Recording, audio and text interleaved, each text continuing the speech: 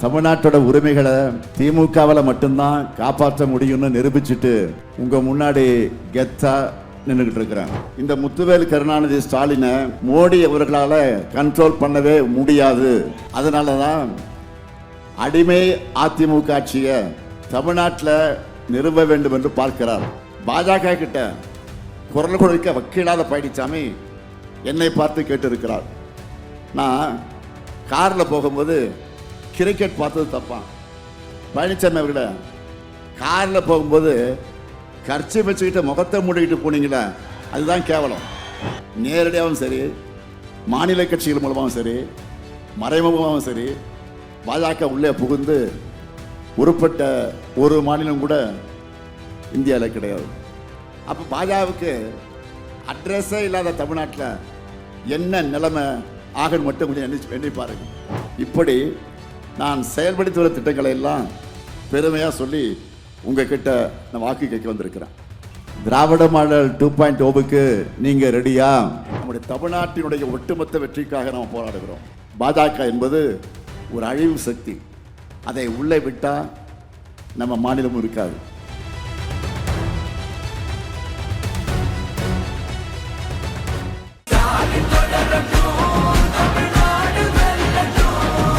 ரெண்டு நாட்களுக்கு முன்னாடி தமிழ்நாட்டோட உரிமைகளை திமுகவில் மட்டும்தான் காப்பாற்ற முடியும்னு நிரூபிச்சுட்டு உங்க முன்னாடி கெத்தா நின்றுகிட்டு இருக்கிறேன்.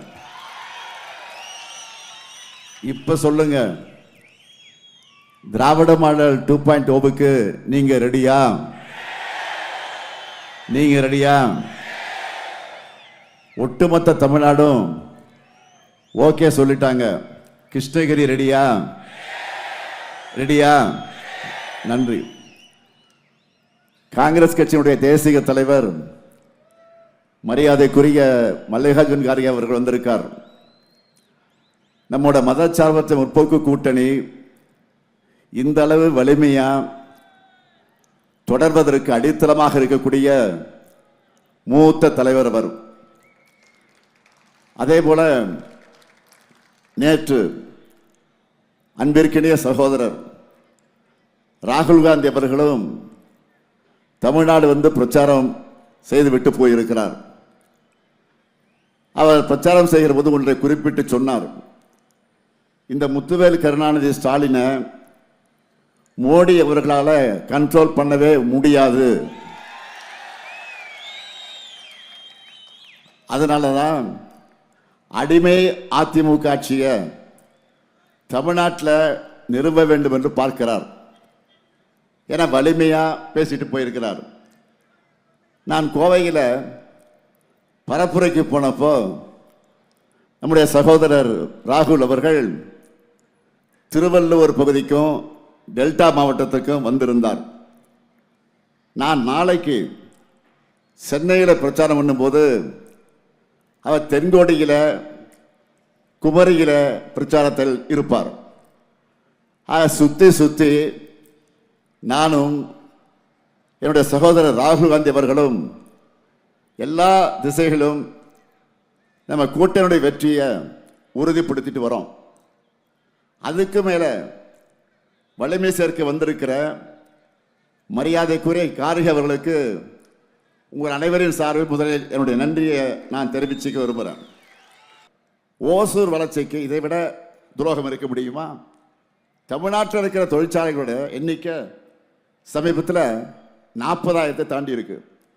இந்தியாவோட வளர்ச்சியிலேயே தமிழ்நாடு முக்கிய பங்கு வகிக்குது. இப்படிப்பட்ட தமிழ்நாட்டு வளர்ச்சியை பொறாமை எண்ணத்தோட பாஜக தடுக்க பார்க்குது. இதை கூட தட்டி கேட்க முடியாம பழனிசாமி இருக்கிறார். வாக்கு கேட்டு வந்தா அவங்க வந்தா நீங்க முகத்துக்கு நேரா அவங்க முகத்துக்கு நேரா இந்த கேள்வியை கேளுங்க. முதலமைச்சர் சொல்றது உண்மையா இல்லையான்னு கேளுங்க. தமிழ்நாட்டு உரிமைகளுக்காக பாஜக கிட்ட குரல் கொடுக்க வக்கீலாத பழனிசாமி என்னை பார்த்து கேட்டு இருக்கிறார். நான் காரில் போகும்போது கிரிக்கெட் பார்த்தது தப்பான்.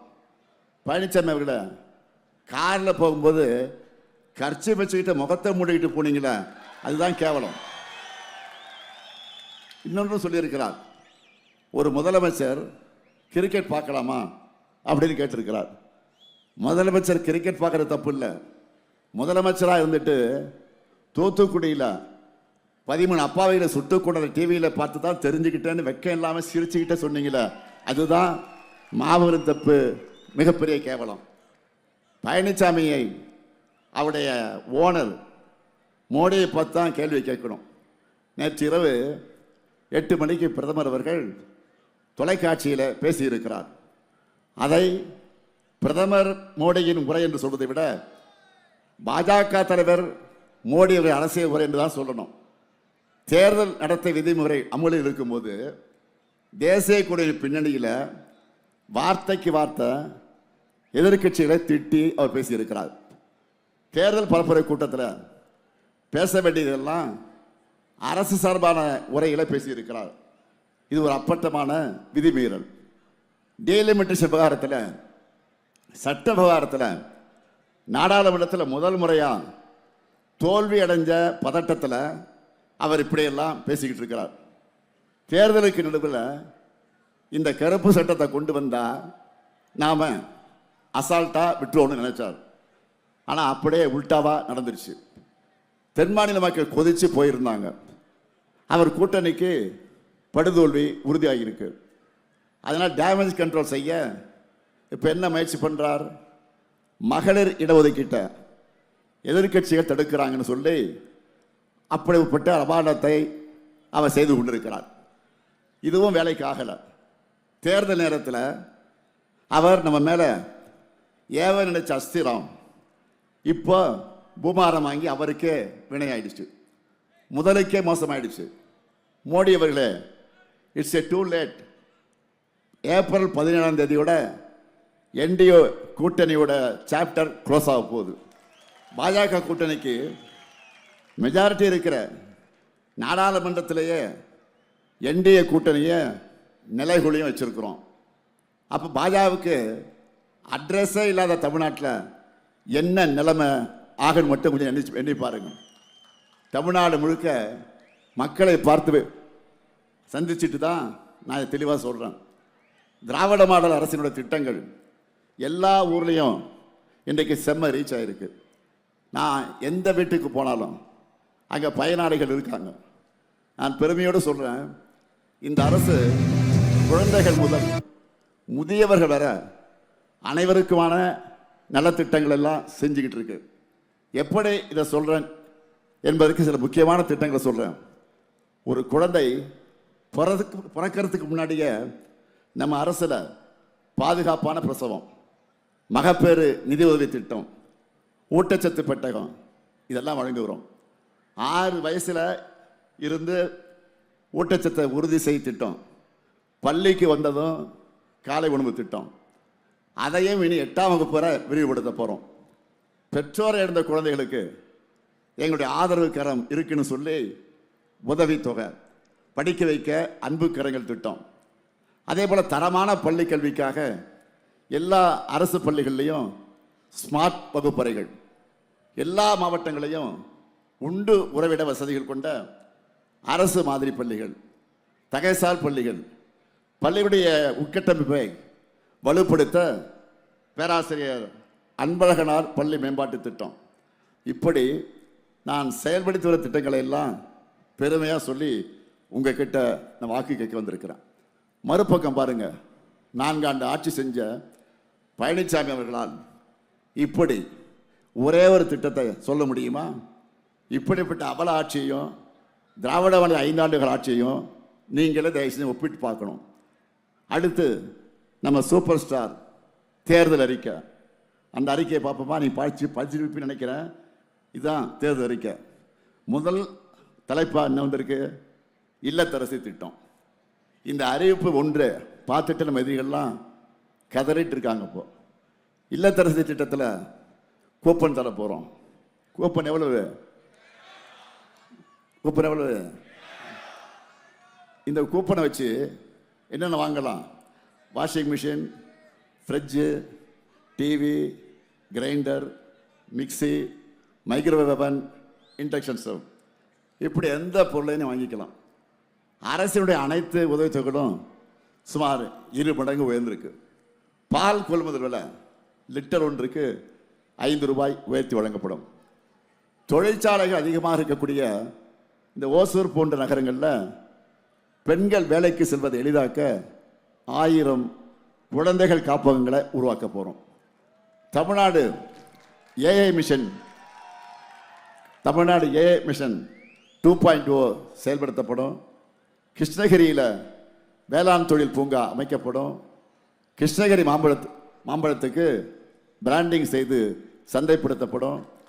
நான் முதல் திட்டத்தில் ஓசூர் பகுதி இளைஞர்கள் 1,00,000 பேருக்கு மின் வாகனம், மின் சாதன உற்பத்தி சார்ந்த திறன் பயிற்சிகள் வழங்கப்படும். இப்படிப்பட்ட வளர்ச்சிக்கான சாதனை ஆட்சி தொடர நம்ம கூட்டணிக்கு நீங்கள் வாக்களிக்கணும். நல்லா புரிஞ்சுக்கிங்க, நாம் போராடுறது ஏதோ திராவிட முன்னேற்ற கழகத்தினுடைய வெற்றிக்காக மட்டும் இல்லை, அல்லது ஒரு கூட்டணியுடைய வெற்றிக்காக மட்டுமல்ல. பெருமையோடு சொல்கிறேன், உறுதியோடு சொல்கிறேன், நம்முடைய தமிழ்நாட்டினுடைய ஒட்டுமொத்த வெற்றிக்காக நாம் போராடுகிறோம். நாடாளுமன்ற தேர்தலில் 40க்கு 40 வெற்றியை கொடுத்தீங்க. அதை வச்சு என்ன பண்ண முடியும் நம்ம எம்பிக்கள் அப்படின்னு கேட்டாங்க. நாட்டு கேஸ் கேட்டாங்க. நிரூபிச்சு கமிஷன் மாநிலத்துக்கு 40 வச்சு என்ன பண்ணோம்? அப்படி அதனால தான் சட்டமன்ற தேர்தலையும் அப்படி ஒரு முழு வெற்றிக்கான நீங்கள் நான் சாதிக்கக்கூடிய அளவுக்கு அந்த வெற்றி தேடித்தரக்கூடிய அளவுக்கு நீங்கள் தர வேண்டும். அந்த வெற்றிக்காகத்தான் நான் என்னுடைய சக்திக்கு மீறி பிரச்சாரம் பண்ணுறேன். 200 தொகுதிகளுக்கு மேலே வெற்றி பெற்றால்தான் தமிழ்நாட்டை சுற்றி வர்ற ஆபத்துக்களிலிருந்து பாதுகாக்க முடியும். பாஜக உள்ளே வந்துடும் என்று சொல்கிறது ஏதோ பேச்சுக்கு சொல்கிறதில்ல. திமுக தலைமையிலான மதச்சார்பற்ற முற்போக்கு கூட்டணியை தவிர்த்து வேறு யாருக்கு வாக்களித்தாலும் அது நேரடியாக பாஜகவுக்கு போடுகிற வாக்கு தான். தப்பி தவறி அவங்க வந்தால் நான் இவ்வளவு நேரம் தொண்டை வலிக்க பட்டியல் போட்டு சாதனை திட்டங்கள் எல்லாம் சொன்னேங்க, அதெல்லாம் நிறுத்திடுவாங்க. தமிழ்நாடு முழுக்க மதக்கலவரம் பண்ணுறது மட்டும்தான் காலங்காலமாக அவங்களுடைய ஒரே அஜெண்டாவாக இருக்குது. தஞ்சாவூர்லேயும் மதுரையிலையும் அதை ஆரம்பிச்சுட்டாங்க. கண்கூடாக பார்த்தோம். இப்படிப்பட்டவங்கிட்ட அந்த ஆட்சி போனால் என்ன நடக்கும்னு நாம் கற்பனை பண்ணியெல்லாம் பார்க்க முடியாத அவசியமே இல்லை. உத்தரப்பிரதேசம், பீகார், மணிப்பூர் என கண்ணு முன்னாலேயே நிறைய எடுத்துக்காட்டுகள் இருக்குது. நேரடியாகவும் சரி, மாநில கட்சிகள் மூலமாகவும் சரி, மறைமுகமாகவும் சரி, பாஜக உள்ளே புகுந்து உருப்பட்ட ஒரு மாநிலம் கூட இந்தியாவில் கிடையாது. சங்கிப்பட உள்ள நுழைஞ்சால சர்வநாசம்தான். அப்படி ஒரு கட்சியின் கூட்டணிக்கு தமிழ்நாட்டின் நலன் மேலே அக்கறை உள்ளவங்களோட ஒரு வாக்கு கூட விழக்கூடாது. திமுக அரசு இருக்கிற காரணத்தால் தான் தமிழ்நாடு காப்பாற்றப்படுகிறது. திமுக அரசு இருப்பதால் மட்டுமே தமிழ்நாடு காப்பாற்றப்படுகிறது. தமிழ்நாட்டுக்குள்ளே இருக்கக்கூடிய கட்சிக்குள்ளே எத்தனையோ கருத்து வேறுபாடுகள், கொள்கை வித்தியாசங்கள் இருக்கலாம். ஆனால் எந்த கட்சியையும் மக்களை பிரித்து வன்முறை தூண்டிவிட்டு அதில் குளிர் காய மாட்டாங்க. ஆனால் பாஜக அப்படி இல்லை. பாஜக என்பது ஒரு அழிவு சக்தி. அதை உள்ளே விட்டால் நம்ம மாநிலமும் இருக்காது, மாநில கட்சிகளும் இருக்காது. என்டிஏ என்பது தமிழ்நாட்டை மதத்தாலே துண்டாடும், இந்தியை திணிக்கும். தொகுதி மறுவரையால் தமிழ்நாட்டு மக்களை அதிகாரமற்ற அகதிகளாக ஆக்குவார்கள். ஜம்மு காஷ்மீர் போல, புதுச்சேரி போல யூனியன் பிரதேசமாக்கி அராஜகம் செய்யும்.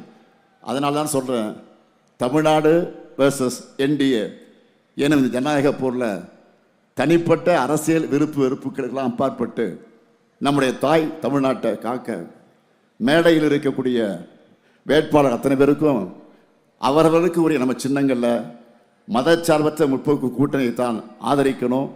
நாடு வளம் பெற, நல்லாட்சி தொடர்ந்திட, தமிழ்நாடாக என்றும் இருக்க ஆதரிப்பேர் முற்போக்கு கூட்டணியை. தமிழ்நாடு வெல்லட்டும், தமிழ்நாடு வெல்லட்டும், தமிழ்நாடு வெல்லட்டும். நன்றி, வணக்கம்.